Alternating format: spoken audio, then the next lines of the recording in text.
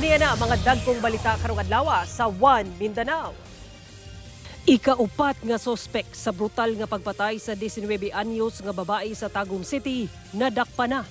Kapulisan gikonsidera ng sarado ang maong kaso. 23 anyos nga babae girescue human misulod sa drainage canal sa General Santos City.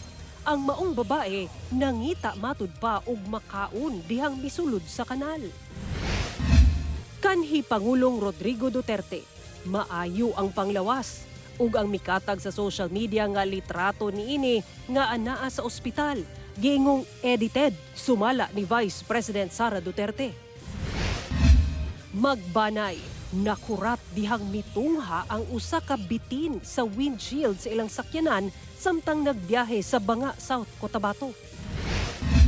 184 ka mga PDL sa male ug female dormitory sa Cagayan de Oro City Jail ni graduar sa elementarya ug high school pinaagi sa alternative learning system.